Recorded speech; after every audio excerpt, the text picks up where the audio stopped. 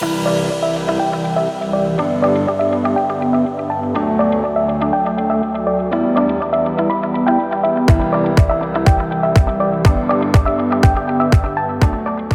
tuned in to the Front Seat Life podcast with retired psychotherapist turned author, speaker, and coach, Jessica Butts.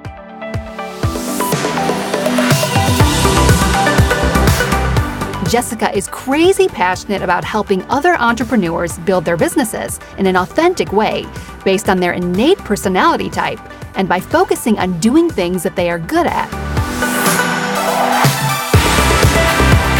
and not doing stuff that they suck at. If you are ready to accomplish magnificent things in your life, relationships, and career, keep listening. Now, here's your host, Jessica Butts.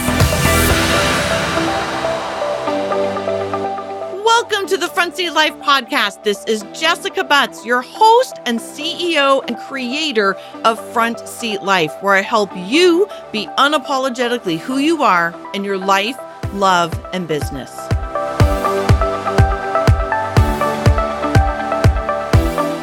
Welcome, everybody. This is Jessica Butts, the host of this podcast, Front Seat Life. I am thrilled you are here. So as you can imagine, episode 0 of a podcast is an interesting one, and one that I am learning as I go on this journey of starting this podcast. And episode 0 is really meant to be an explanation of who I am, why the heck that I do this. And I thought, what better way than to tell you what I have learned over the last 5 or 6 years of going on this journey. So I am now 45 years old. I am what I call a retired psychotherapist, and I have been on a journey of my own. And if I can get through this podcast without crying, it will be a miracle, because these are things that I'm going to share with you that I have been through over the last 5 to 6 years of reinventing my life. So at about 40, actually, that's not true. So about 38 is kind of when it all started. I was ridiculously uninspired in my work. My marriage was falling apart. Yeah, tears are already starting, so I'm in trouble. And I was wasting my life. God had given me this amazing life and this amazing opportunity. And I just felt like wasting it away. Again, just uninspired in my work. To be very honest with you, which I will be this entire podcast, I was drinking too much. I was avoiding the things in my life, like my marriage and my weight. And I was surviving. I'm sure a lot of you know that feeling. And I'll be honest, I don't even know what happened. There wasn't one in particular thing that kind of jolted me awake, but everything was falling apart. And my office, my corporate human resources job, they were taking layoffs, they were taking voluntary layoffs. And I literally felt like it was God's message to me of like, okay, wake up, Jessica, this is your opportunity. You can get a severance, you can leave, and you can go do what you want to do. So I did. I didn't really even consult my husband at the time, my husband, now I call him. And I just said, yes, I don't want to do this anymore. I didn't even know what I was going to do next. Of course, the universe works in mysterious ways. And I was brought to this meeting, a meetup, if you will, of therapists and coaches and speakers. And I don't even know how I got there. I mean, looking back on it now, that was almost 8 years ago. I really have no idea how I even got there. But all these people were doing things that I wanted to be doing. And I decided in that moment, everybody was talking about this graduate school that they had gone to, Leos. And I drove to the school on Monday morning. This was on a Saturday. Drove to that school on Monday and said, how do I go to school here? I didn't even have an appointment. Everything just started falling into line. And in those moments, I learned that you have to pay attention when moments come to you. And when they are dropped in front of you, sometimes we just have to leap. Like if I think back now on where I could still be, I would still be probably in that wrong relationship, fighting and struggling and being oppressed. And, I'll talk plenty about my relationship or my husband, my marriage and relationships since, as we continue through this podcast. But those moments are defining moments when we choose to leap, when we choose to pay attention, when we choose to say, okay, God, universe, I'm taking this as a sign and I'm going to leap. And I leaped and I left my career. I leaped very soon after that and left my left my marriage at 40. And I literally started my life over. I moved out of a home that I had built. I left a 20-year relationship. I left a career, the only career I had ever known. I had zero money. Zero. I mean, I can't really explain. I mean, those of you who have done it, like zero money. I left and got an apartment and really thought, I have absolutely no idea how I'm going to pay for this. I took money out of my 401k, which they say don't do, but whatever. And I just did it because I knew that I needed to do something different. And here's the deal. I didn't know what the thing was. I had some visions of it, but I have learned that and I don't even know who first came up with this analogy, but I love it, is that we can only see as far as our headlights will take us in our car. And if you think about driving in the dark, we only can see as far as our headlights will let us see. And I didn't know what was past those headlights, but I knew that what I was doing, I didn't want to stay in. I couldn't stay in. It was more than I don't want to. It was that I couldn't. I was only 36, 37, 38 years old. I can't remember it exactly. But I thought, am I going to spend the next 36 years of my life doing this? Like, this can't be what my life is designed to be. There's got to be more. And lo and behold, there was a shitload more. I am now living a completely different life.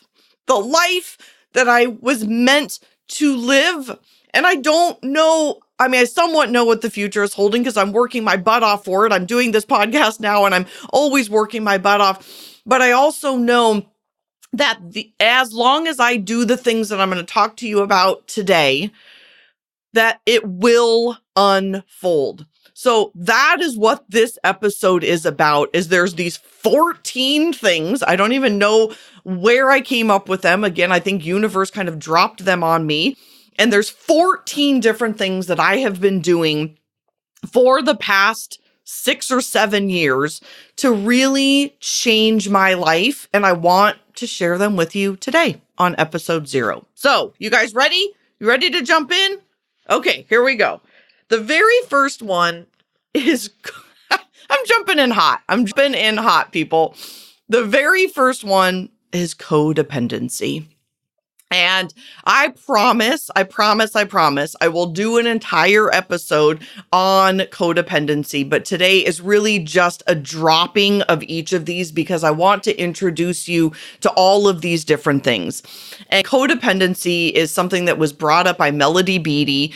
She wrote this amazing book called Codependent No More. If you ever read it and you might have an inkling that you might be codependent, I highly suggest that you read it. The way that I take in information, and I'm sure a lot of you do too, is very visual. And so the way that I took in her book and codependency in general is that I see it as a tennis court. And the tennis court is truly 2 different ways that people are codependent. One side of the tennis court, one side of the net, as I call it, stay on your side of the net. One side of the net is the form of codependency that likes to jump on the other side of the net and manage and control other people. And the other side of the net is the person that allows that. And when my therapist, many, many, many years ago, when I was back in couples therapy, had suggested that I might be codependent, I, of course, was highly offended. I just thought, oh my God, how offensive. And then I read the book, and I've written this in both of the books that I've authored, Live Your Life from the Front Seat and Don't Do Stuff You Suck At. I tell the story of when I first read that book. And I had moved out. I was sitting on my couch in the apartment that I was renting. I had moved out a couple of times during my marriage, and this was the first, maybe the second time. And I started reading this book, and I got to a section where it was describing what it was like to be codependent. And I literally, I'm not joking, I literally threw the book on the floor because I went, oh my God, I have that. Like, I had never heard what I call an affliction, these feelings, these things that I do, the way that I act, the way that I get triggered, all these things were me. It was like a disease. And I have since learned, because my ex-husband was an addict, and I've been gone to numerous Al-Anon meetings and numerous AA meetings with him, and learned that is actually a thing. And when we can learn and start to grow and evolve out of our codependency, holy shit, people, our lives can literally change. I call myself a recovering codependent, meaning I have so much more to learn. And I continue to get triggered, and I continue to go back to those ways of either controlling other people or jumping in when it's none of my business. But my actual form of codependency is that I let others, I do it a lot less now, manage and control me or suppress me, or I lose my voice. And so again, it's just learning about it, being educated. So that is number one. And again, I promise I will come back and do a full episode on codependency. Number two, figure out who I was and what I wanted. After being married to the wrong person for 20 years, allowing myself to be codependent, allowing myself to lose myself, allowing others to manage and control me, losing myself in my marriage, losing myself in my job, not having any idea who I was, being overly busy, keeping up with the Joneses, all that bullshit. I didn't know who Jessica was anymore. I had completely lost who I was as a human being. So I had to go figure it out. And the way that I start all of that is obviously through personality type. So that is the core of all of my work. It was the core as a psychotherapist. It's the core as a coach, and really stepping into so many different ways of doing that, which I'm going to really talk to you about. But it's personality type. It's figuring out my core values. It's figuring out who I am at my best. My absolute best. Who is the best version of who I am, and how does she show up, and what does she need to be doing in the world? And so again, there will be a whole episode on all of these, I promise. But number three, one of the ways that I figured out who I was and what I wanted, and some of you, this is going to make very uncomfortable, but number three is to take time to be alone. And I know some of you literally just got uncomfortable, because most of my clients that come to me don't want to or don't like to be alone. It's a very uncomfortable position for them, because that's when all the thoughts and all the feelings and all the possible tears and all the uncomfortableness starts and comes. And it's okay. I promise you, no one's ever died from crying. Tears, feelings, all of it comes and it will pass. But I am here to tell you, if you don't feel the feelings or you don't get them out, all they do is stay inside you. They are suppressed. You might get sick. You might have stomach issues. You might get eczema, you might get cancer, Louise Hay wrote a million books about this. She was this amazing woman that helped people realize that our own afflictions affect our bodies. And so if we don't take time to be alone, and I'm here to tell you, there's no way you're ever going to feel these feelings and allow this stuff to come up if you don't stop over busying yourself. This is what we do in America for sure, is we over busy ourselves. I literally cannot stand watching people over busy themselves. The TV is either always on, they're always on the phone, they're always with somebody, they're always doing something. They never slow the fuck down. They never get quiet. They never journal. You are never gonna grow up. You're never gonna evolve if you don't take time to do these things. I guess this is a good time to tell you that I curse. I'm always going to keep it real. I am always going to keep it real. I am far from perfect, people. I am far from perfect, but I've done some of this work. I know what frickin' works. I will be on this journey with you. I will tell you when I fall. I will tell you when I fuck up. I will tell you all those kinds of things, but I'm here to tell you these are the things that I know that work. Ready for number 4? We got 14, so I got to keep going here. Number 4 is to be in alignment with your personality type and your core values as much as humanly possible. Episode 2 is going to be all about that. So I've created this system called front seat and back seat based on the Myers-Briggs work. And when we are in our front seat and we are in alignment with our core values and we are in alignment with how God designed us in our personality type, when we are in alignment with that, life is just easier. Period. End of story. Life is just easier. It is an amazing, amazing thing how that works. So we've got to figure out what these things are, and then we have to be in alignment. And here's the real honest truth is sometimes that means cutting people out of your life. For me, it literally meant starting my life over.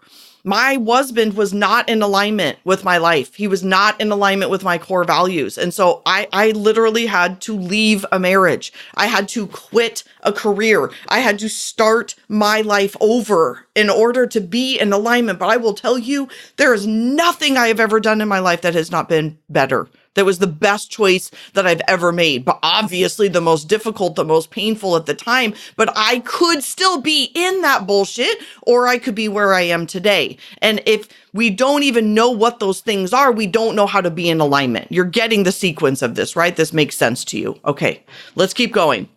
The next is get a coach, get a therapist, or get both. Find people to help you. I almost always have a coach or a therapist because these people are there to push you. They are there to help you see things. They are there to do the work. That is literally their job. Like it's a doctor's job or a lawyer's job or anybody's job out there. That's where they spend their time. And it is our job. I am a coach. I was a therapist. This is our job. We are not there to be your friend. We are there to be loving. We are there to point things out. We are there to push you and help you grow. So go find yourself a coach. Come join the Front Seat Life community. Come do whatever you need to do. Go find yourself a therapist or a coach or something. Number 6. This is a doozy and one that I have to say may not seem like that big of a deal, but it's a game changer for sure. And that is compartmentalization. Compartmentalization. There is this, I probably shouldn't say this on a podcast, but I'm going to say it anyway. There's a book that I don't love. I'll just say it a little bit nicer than I normally say it. There's a book that I don't love called Men Are Like Waffles and Women Are Like Spaghetti. I love the title, but the book itself wasn't my favorite. But the analogy is fantastic. And it is such as men's brains, and this is generally speaking, obviously some women are like this too, but generally speaking, women are more like waffles, meaning if you pour syrup over a waffle, the syrup stays in the compartment of the waffle.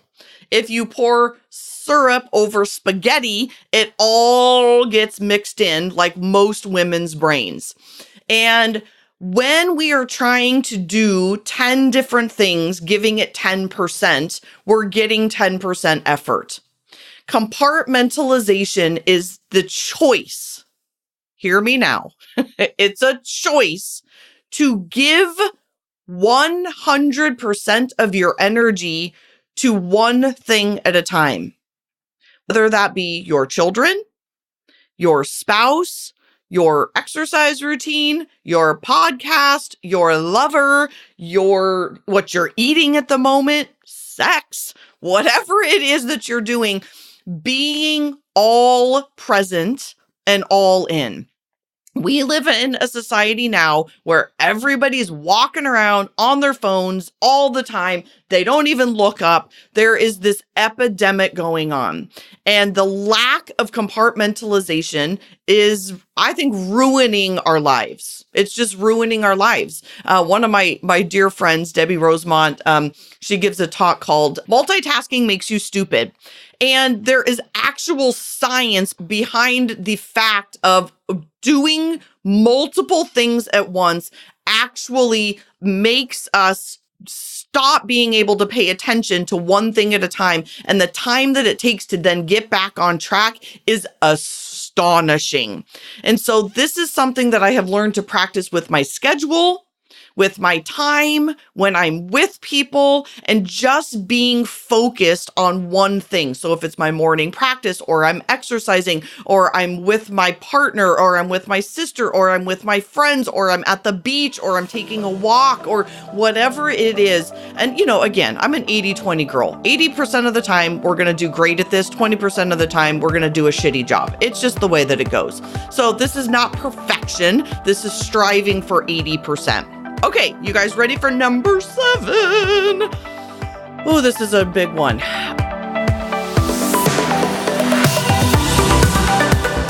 This episode left you wanting more? Do you have questions for me? Are you interested in a community of like-minded people? Well, if the answer is yes, there is good news, because there is a community just for you for all of those things, and it's called the Front Seat Life Community. You can join for a very, very small fee, and we go live every single Monday where I answer your questions. We have a masterclass once a month with a team of experts from Front Seat Life, and we have community get-togethers. I do hope you will join me. You can learn more at a link below, and I cannot wait to see you in there.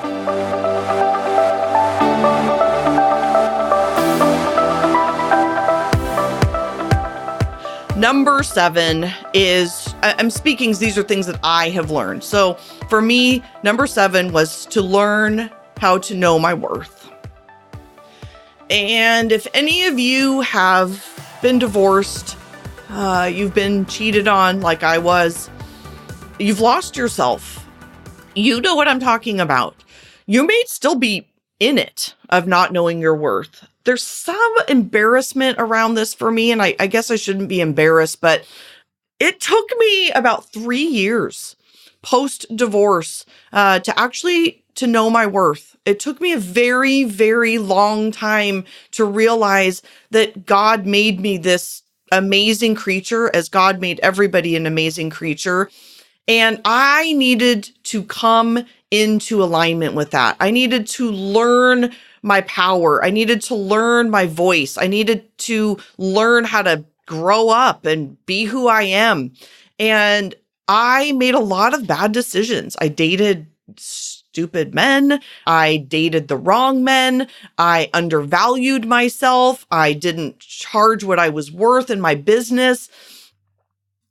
There's a lot of yucky things. I would love to hear some of yours. I'm so curious what other people do to not know their worth. And looking back on it, I never, ever have regrets in my life. It's just not something that I choose to do.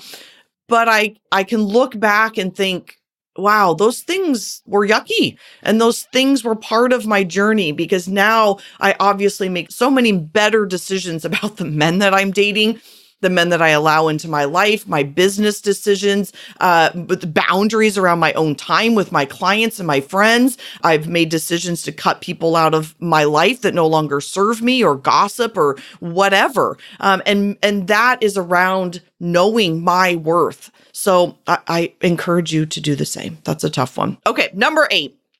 This is I I love this one. Number 8, having a vision and plan for my life. I like to call this not living 5 minutes in front of my face. So when I was in my marriage and I was stuck in this fucking job that I hated and was just ridiculously uninspired, I was living 5 minutes in front of my face because I didn't have anything to look forward to. I wasn't inspired. I wasn't excited about my life. I wasn't excited about my marriage. I wasn't excited about the person I was sharing my life with. I wasn't excited about what I was doing in this world. So of course I was living 5 minutes in front of my face because there was no vision. There was no plan. So this was when I was still married. I was lost. I had no idea. All I knew is I was starting a private practice. I was starting a psychotherapy private practice, and I was going to start seeing couples and people who were going through addiction and infidelity. And I loved that work. But other than that, I was a little lost still. So I was still married. I would get up, go in the other room, and I listened to this guided meditation by Lisa Guyman, Guyman, called Life Visualization. And it's 22 minutes long. And I listened to that damn recording every day for about 18 months. And it started to help me see past what was right in front of me, to have visions of doing what I'm doing right now, having visions of living on my own, having visions of vacationing by myself, of standing on huge stages and doing keynote speeches, which I do now. It's crazy to me. The visions that I had 8 years ago are now happening. They have been happening. I've been doing this work for 5 years. And it is amazing to me that if I hadn't taken the time to visualize those things, I truly, honestly believe they wouldn't have happened. So we have to have visions and plans for our lives. And I started it back then, and I'm obsessed with it now. I'm sitting in my home office where I do my podcasting and most of my work.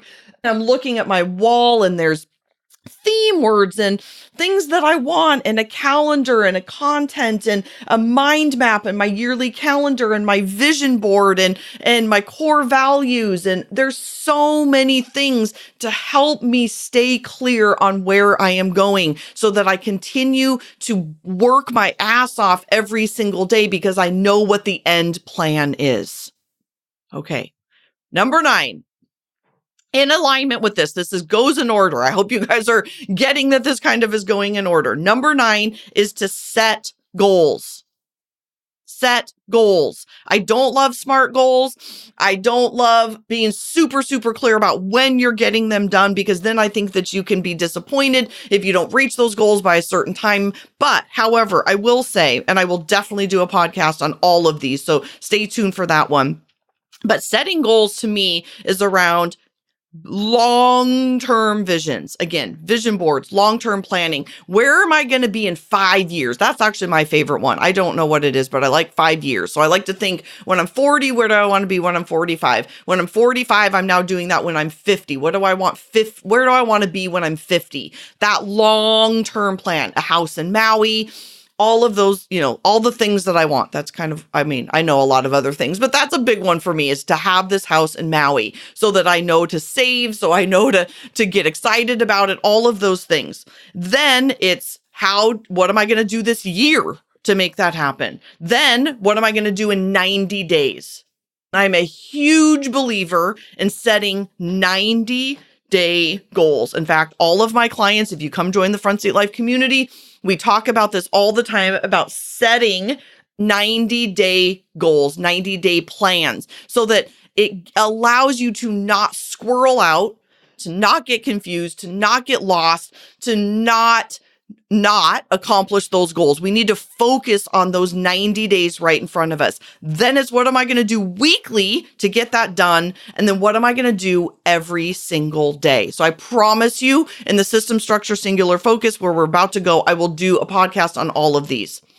Number 10, like-minded people. We have to be hanging out with like-minded people. So I like to call this the muggle world. Out in the muggle world, there's all these naysayers. You can't do that. You can't accomplish your goals. You can't go start your own business. You can't do that. They are just scared. They are the muggle world. They are living their own shitty lives. They don't want to see you get big and accomplish your goals and start your own business and live the life of your dreams because they're not doing it themselves. And so we have to hang out with people doing bigger and cooler shit than we are. We have to be inspired. We have to watch those people. I have mastermind groups that people are killing it. They are making way more money than I am. They are doing bigger and cooler stuff than I am. I have coaches. I stalk people on social media. I hire people. I pay people. I do all the stuff I need to do to keep connected to where I am going. That is part of what the Front Seat Life community is about. It's about a bunch of like-minded people hanging out and inspiring each other. Next, number 11, systems, structure, and singular focus. And again, I promise you, I will have an episode on like every single part of system, structure, singular focus. But as I've continued to go down this line of all of the things that I have done in this area, these 3 things have changed my life and changed my business. And I don't have time to get into it to this episode, but stay tuned. I promise it will be here close because there's like 13 different things of systems, 13 different things under structure, and about 8 different things under singular focus in terms of your life and specifically your business. So as a former psychotherapist, I am obviously now kind of doing life coaching. I kind of call it life strategy. So I'm a bit of a strategist. I'm the super big picture person. I can help you kind of see those areas in your life that are falling apart and in your business. But I am at the heart an entrepreneur. I love to help entrepreneurs with the system, structure, and singular focus in their business. And so we've got to be paying attention to that. Number 12, one of my biggest ones, and I actually just mentioned it, is don't listen to the naysayers. This is also why we have to hang out with like-minded people. The naysayers, again, I just mentioned this, but it's worth repeating. It's got its own number, number 12. My own mom was a naysayer. My ex-husband was a huge naysayer. And oftentimes, not always, but oftentimes it's out of their own fear that they are naysaying. They aren't doing these kinds of things so they don't get it. But that doesn't fucking mean that you can't do it. That's why we have to hang out with people. Let me be clear about this. I will never tell anybody to do something if they don't have a plan. You don't just get to start whatever just because you feel like you want to do it. You've got to have system, structure, and singular focus in place. Again, I'm not here about just having a dream. I'm about having a dream and a plan. But the naysayers will kill us. I'm going to have my amazing sister on here, Erica, in the next couple of weeks, and she's going to tell her story. And this is basically her story. She worked for the state for a gazillion years. She was a juvenile sex offender coordinator. Yep, it's as awful as you can imagine. And they dangled the carrot. And you know, your pension and this and that, and here's the salary and your benefits and all the stuff. And she was literally dying. She was sick all the time. She was in this horrible place, and all the naysayers. You can't quit. What are you going to do about your pension? You're not going to have retirement. You can't do this. Well, she is the craziest, most loving person around animals. She's crazy for them. She loves them. She's always, she's vegan. She does everything she can to help and love animals. And when she decided to leap, granted, it was not easy. She worked both jobs. We will have a conversation about that. You don't just quit. She worked both jobs. She was a nightmare and horrible and so stressed out. Not horrible person, but just horrible schedule. She was busting her butt. It is a lot of work to leave something like that and start something new. But it doesn't mean you can't do it. But all the naysayers were in her head. She was a naysayer. My mom was a naysayer.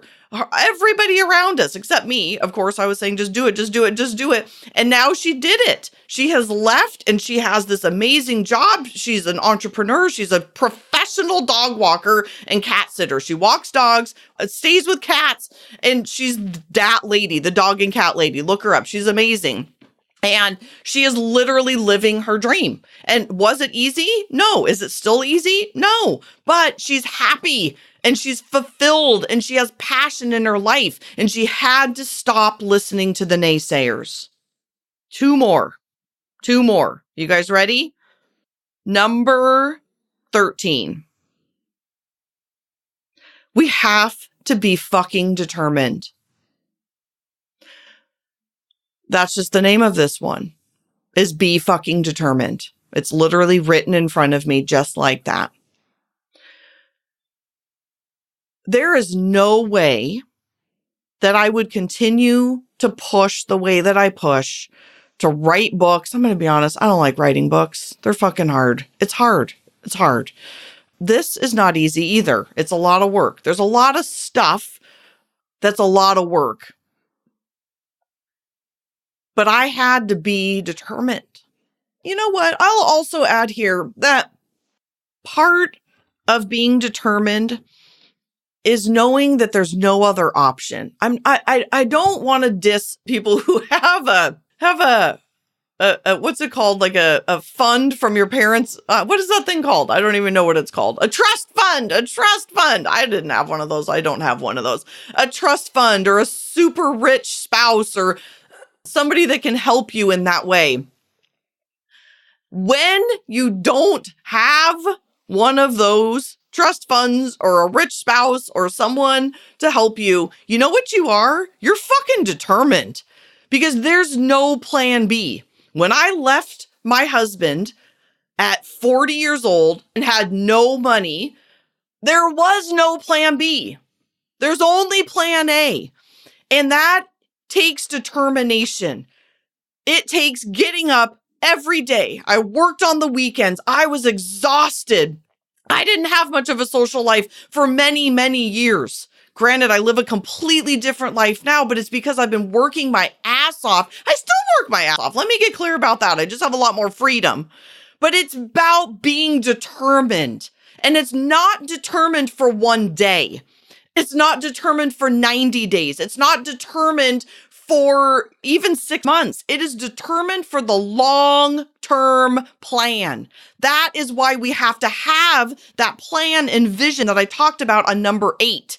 If we don't have that, we're not going to be able to stay determined, because there's the mornings where I get up and I'm like, I would rather sleep in. I don't want to do this. I would so much rather do something else. But the determination is what keeps us going. It's what kept me going. And there's no plan B. So last, number 14, you have to believe that you can do it. I had to believe that I could do it. And that's not easy when you're starting over. You're leaving a marriage. You don't know your worth. I didn't know my worth. I didn't know that I could do this. Well, I kind of did. That's not true. And it kind of goes against what I'm talking about. I did believe I could do it. Here's the deal. I did believe I could do it. I didn't know how. That's the difference. You don't have to know how. You just have to be fucking determined, and you have to believe that you can do it. The how will unfold. I have one in particular client. I'm not going to mention her name, but if she's listening, she knows who she is. She always wants to know 25 steps ahead. And then I'm always like, girl, you don't have to know that right now. You only have to see as far as those headlights will take you. You have to be determined, which she is, and she has to believe that she can do it, and she does. But we don't always have to know it's like analysis paralysis, right? It's too much information. There's a reason that we don't know what's going to happen in our life, because it would paralyze us. We have to just believe that we can do it. when I remember when I went back to graduate school and when I started my business, all of these things, I was still married. And we'll talk about this. I was married to a very strong S, and I'll explain what all of these mean in the very next episode. I was married to a very strong S, and I'm a very strong intuitive. Intuitives we just believe we can do it, but we also have to have a plan. Well, S's, sensors, want to know the plan. And I didn't have the plan back then. I didn't know how I was going to pay off $50,000 of student loan debt. I didn't know how I was going to, at the moment, I didn't necessarily know how I was going to get enough clients in a private practice to pay the bills. I didn't know how I was going to become a keynote speaker. I didn't know how I was going to start being a coach. I didn't know any of that. But you know what I did know is I knew that I could do it. I knew it in my bones. And then I was so fucking determined that nothing and nobody was getting in my way. Not him, not anybody. Not anybody. There's a lot of reasons that my marriage ended, but I will be honest, one of the main reasons is that I don't believe that he believed in me. I left because I had a life that I knew that I was supposed to be leading. And if he or anybody else didn't believe in me, then you need to get the fuck out of my life, because we are unstoppable. We are determined and we believe. I know you're listening right now, knowing that you believe you can do something. You've got to prove it to yourself. There's my 14 things. Those 14 things got me from where I was, lost, broken, stuck, scared, to where I am now. And again, this is not perfection. I don't have everything figured out. Please understand that. I am still evolving. I will still grow with you. I will evolve with you. I will tell you all the mess. But where I am now is what I dreamed of 5 years ago. And what I am dreaming right now and envisioning and planning and working my butt off for is where I will be in 1, 2, 3, 4, 5 years. You can do the same. Thank you so much for listening. It is an honor to be with you.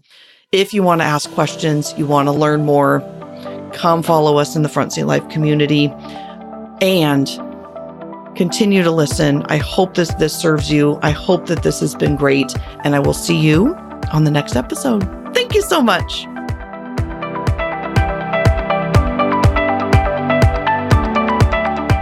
From the bottom of my heart, truly, thank you so much for listening. I know that you have a ton of options, and the fact that you are taking time to listen to the Front Seat Life podcast means absolutely everything to me. If you're interested in learning more about the Front Seat Life way of life and the community, there's a couple ways that you can do that. First is always starting with your personality assessment tool. It's available on my website at jessicabutts.com. It's totally free, and it will help you figure out your personality type so you'll have some idea of what we're talking about. Next is, if you're interested in hiring me for a keynote or some coaching or strategy days or the fabulous and amazing Front Seat Life community, you can find out all about all of that at jessicabutts.com. Thank you so much for listening, and I'll see you next time.